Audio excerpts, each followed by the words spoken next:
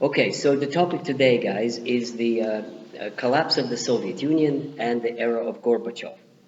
Now, the main question, of course, when anybody speaks about this topic is why did it happen? What was it that brought about the collapse of a superpower, collapse of the mighty Soviet Union?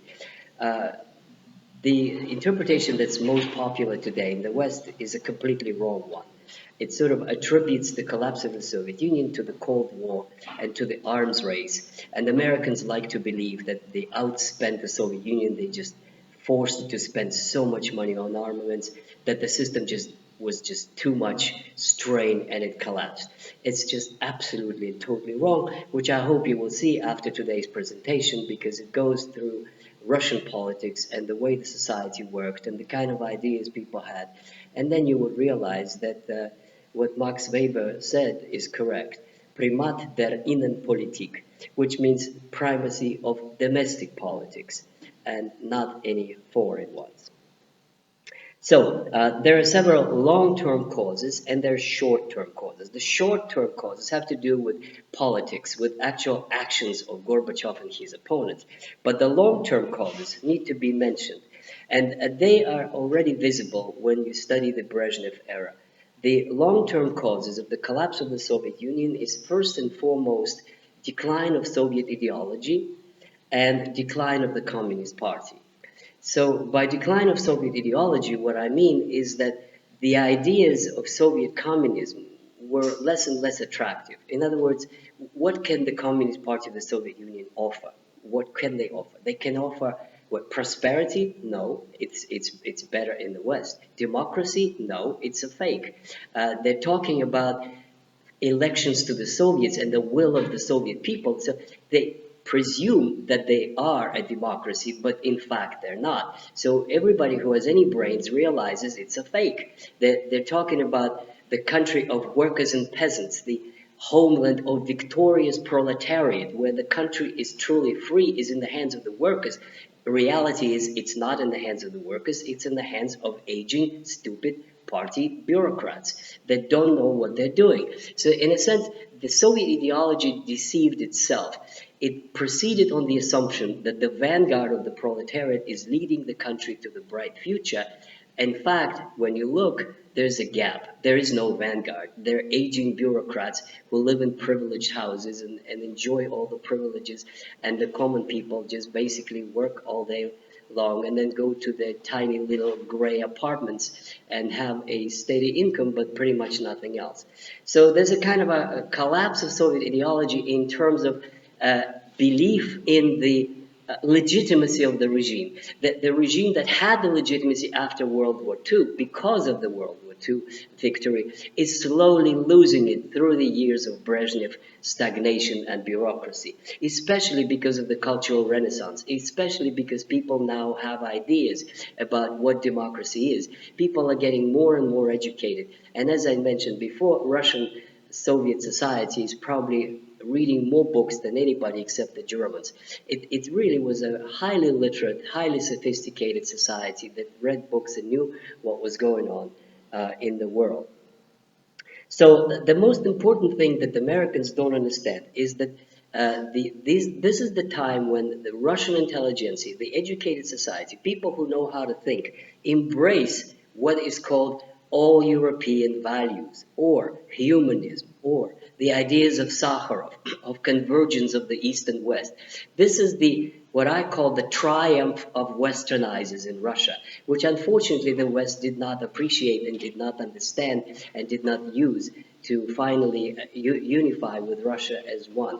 This is the time when the Russians wanted to be like the West. And by the West didn't mean America. They meant like Western Europe, as always. Russians has always been looking up to France and Germany, not to the US. This is the time when really they do believe in democracy, prosperity, and markets as a way forward. This is where the country should be going in true democracy and market reforms. Enough of KGB, enough of shortages, enough of party dictatorship, enough of stupid bureaucrats standing on the Kremlin with stone faces and the same looking hats, waving their hands as they always do every May and November. That's exactly what is going on. At this time, I think it was 89, I wrote an article which is called Party Secretaries, uh, the Communist Party Secretaries, an Endangered Species, which appeared in the Problems of Communism, where I analyzed the activities and sayings and speeches of party secretaries, which is the backbone of the Communist Party. And what it showed, this article, was that these people don't understand what's going on. They are conditioned to think in terms of enforcing targets of production. That's what Stalinist party is all about. That's the only thing they know how to do. Mobilize the masses for the targets of production. How much grain they deliver, how much tons of steel they deliver. They cannot do anything else. The problem is history marches on. At the end of the 1980s, that's not what you need to do to be a leader. It's no longer targets of production. And that's why I call them an endangered species. I kind of predicted that that kind of party cannot last. It's going to collapse. I didn't put it in these terms, it's going to collapse, but I put it in a more careful way. Endangered species. And that's what they are.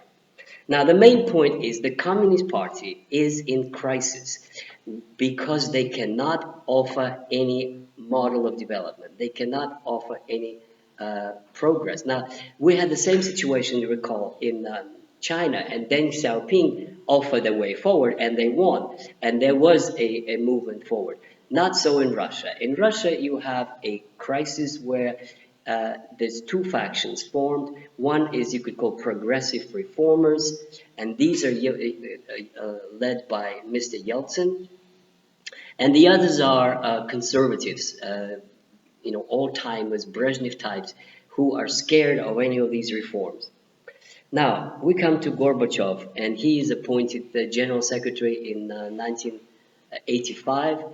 After 2 years after Brezhnev, there were two other secretaries, both of them over in their 80s, both of them.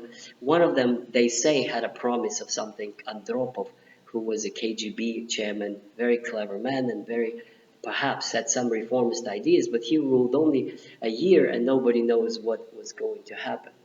Gorbachev comes as a young man, energetic, smiling, new leadership. He really fits the mode of renovation.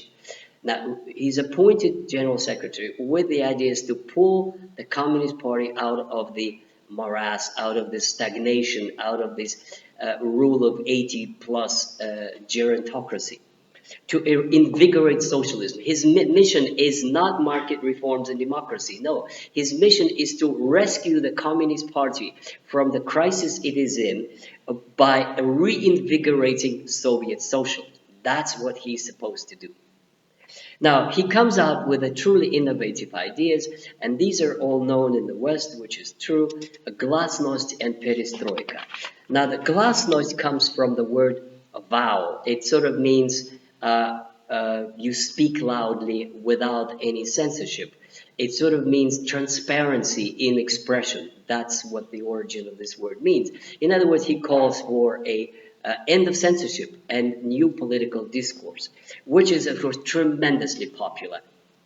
I'll come back to it. Perestroika means restructuring. It sort of means building again. It sort of means reorganization through reforms. So what glasnost is clear what it is. Perestroika is not. What exactly needs to be restructured and in what way is not clear. What some people thought he meant was market reforms. But to what extent and how much and politically, what would it mean? People began asking questions. Now, if we restructure Soviet socialism, can there be different ideas? Yes, they can be. Now, what if can these ideas be expressed in forming new political parties? This is where you tread on a very dangerous ground, because if he says yes, then the Communist Party elite is going to overthrow him immediately. If he says no, then people will be disappointed and say, wait, what kind of restructuring is this if Communist Party has a monopoly on power guaranteed? So the problem with the Gorbachev's initiative is that it implied freedom, but in fact, he was not willing to give it. Incredibly rich period in political activism in Russia. And also, I wrote an article about voluntary associations in Russia, which was in the 90s actually acknowledged as the best article on Soviet politics by one of the preeminent scholars in Stanford. But the point is that I went to Russia and I went to see what is going on to these meetings of various associations. And that indeed was an incredibly rich period because you had all kinds of associations. You have literally for the first time since 1917 freedom of speech, and it was just like an explosion of creativity. There were social democrats, and there were cadets, and there were SRs, and there were nationalists, and there were monarchists, and there were religious groups, and there were all kinds of voluntary associations. Unbelievable explosion of creativity. There were veteran groups, and there were young kids helping veteran groups. There were groups formed to find the graves of war battles. I mean, it was for the first time. It's gonna get the chains of communist oppression were removed, and people truly started speaking and doing unbelievable creativity. But it's kind of Pandora Box was opened, and Russia woke up into political activism. This is 1987, 88, 89. Now, in 89, there was a big shock, and that is in the fall of 89, there were a series of revolutions in Eastern Europe. And it just happened so quickly, so unexpectedly. I remember I was in Washington, a fellow at the Kennedy Institute for Russian Studies, and I was driving in my Volkswagen bus, and then all of a sudden there were reports that there's this mass demonstrations in Prague. And I remember I just couldn't I couldn't stop. I just would sit in the car, would not be able to stop and go to the office to continue listening because it was unbelievable live coverage of what was going on in Prague. And then after Prague, there was Berlin, and then there was, the wall came down. Now, the point is that how do you think the Soviet leaders would react to this? Now, obviously, the westernizers would be encouraged and think this is great. This is, the beginning of freedom. The Ode of Joy is performed in Berlin. For the conservatives, this was absolutely a shock. That was, like a warning of death coming up. This was a mortal kind of a reminder that is what awaits them, especially when Ceausescu was executed, when the crowds who gathered in the streets to celebrate his rule turned against him, and then he basically a week later he's executed with his wife. I mean, that was absolutely a shock to the Communist Party that Gorbachev goes too far. All this has to stop. That is what they're beginning to think. On top of it, in March 1990, Lithuania declares independence. I mean, that is another shock. What is Gorbachev going to do when Lithuania declares independence? Now, the point is that if Gorbachev uses force, then he loses credibility. If he doesn't use force, he's definitely going to face a coup d'etat. I mean, and think about it. I mean, imagine if there was a kind of like, if Texas declared independence, or if California declared independence. What is the American government going to do? Are they just going to sit there and just, do nothing and accept it or something like this? Or are they going to send the troops and storm these revolutionaries who declared independence and throw them out, whatever? It's very difficult. You used to think of Spain. What is Spanish government doing in terms of Catalonia's independence? So that's a pretty similar situation. Lithuania declares independence. The Soviet Union has to do something. Gorbachev does nothing. That's the problem. Now, when he does nothing, that antagonizes everybody.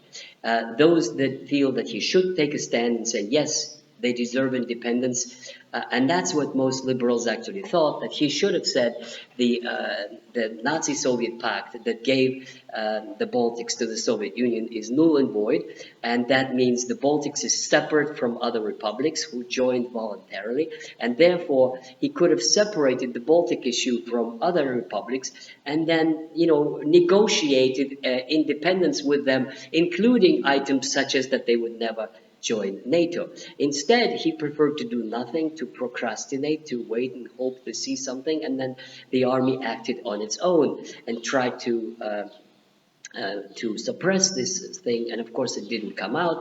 They couldn't do it, and then it was a disaster, and then Lithuania really got a feeling that they can get away with it. And once they showed that they can get away with it, then other republics began to think, oh, well, maybe we can get away with it too. So this was a totally lack of leadership of Gorbachev, lack of decision making, lack of capacity to offer a real alternative. The only thing that he came up with was a referendum on the future of the Soviet Union, and that worked. The majority, the vast majority of people voted all over the Soviet Union to keep the Soviet Union in a reformed structure. There was a reorganized, and they began to work on the reorganization so that there would be a federation council that would be representatives of republics and so forth. It could have worked. I mean, that is not totally impossible, because nobody thought that this would, except of the Baltics that really wanted to secede. All other republics did not at this stage. Now, but then comes, of course, the events of August 1991, when the Committee of Extraordinary Situation was formed by the old guard in the Communist Party, and they arrested Gorbachev. He's in the Caucasus, in his country house, sort of vacationing, and they seized power in Moscow, and they sent people to arrest him. So for 3 days there was this kind of a unclear situation. The tanks were sent out in Moscow and Leningrad to control the streets.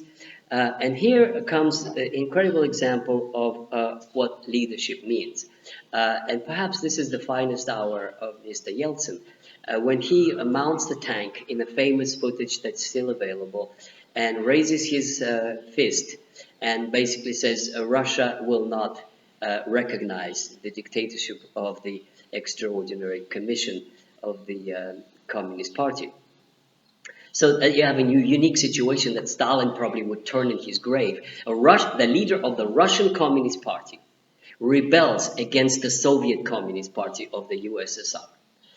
You have a rift, and it's very important to understand that it is the Russian Communist Party that is in the hands of rebels, in the hands of westernizers, in the hands of reformers. So it is totally wrong to think the Soviet Union collapsed because oppressed peoples of the Soviet Union raised their voice against Russia. No, totally the other way around. The center of reformists is in Russia, in Moscow and in St. Petersburg, at that time called Leningrad, and in the Russian Communist Party. It's exactly the other way around. And the most conservative, the most reactionary, the most Soviet communist parties actually were the Belarusian one and the Ukrainian one. And after that, the Central Asian republics, who basically had absolutely no interest in any of this glasnost and perestroika. Nothing was happening. They basically de facto became independent, and then the same Politburo members who were under the Soviet regime kept on ruling these republics for another 20 years. There was no revolution in Central Asia, none. The entrenched bureaucracies under the communist regime just took over and continued when the Soviet Union fell apart. What you have to understand, the revolution is in Russia, the democratic revolution that is for market reforms, for socialism with a human face, for true democracy, is happening in Russia. And the leader of that is Yeltsin. But then the dynamics of the situation leads to a collapse of the putsch. Gorbachev is freed, and he is the de facto in power. However, his authority and his reputation is undermined beyond repair. That is another sort of dynamic. We can compare it to the situation of August 1917, when after the Kornilov putsch, the right-wing putsch, the provisional government lost credibility and lost its sort of capacity to rule. Same thing happens to Gorbachev. Technically, he is in power in September 1990. one. But then, in fact, he doesn't have much authority. And finally, we come to the most important meeting and decision, which is called Belaverskaya Pusha, which could be translated as a Belaversky forest, which is a place where the leaders of Belarus, Ukraine, and Russia meet and sign an accord that they leave the Soviet Union, that these three republics, the most important republics, leave the Soviet Union and create a new organization, the Commonwealth of Independent States. And now the Soviet Union is still there, Gorbachev is still there, but in a sense, what they do is, I mean, strictly speaking, it's an act of treason. Nobody authorized them to meet and sign, dissolution of the Soviet Union. There was no referendum. There was no decision by a legitimate Supreme Soviet, the parliament. Strictly speaking, basically, the dissolution of the Soviet Union is an illegal act, a putsch similar to the one that this Communist Party tried to push in August.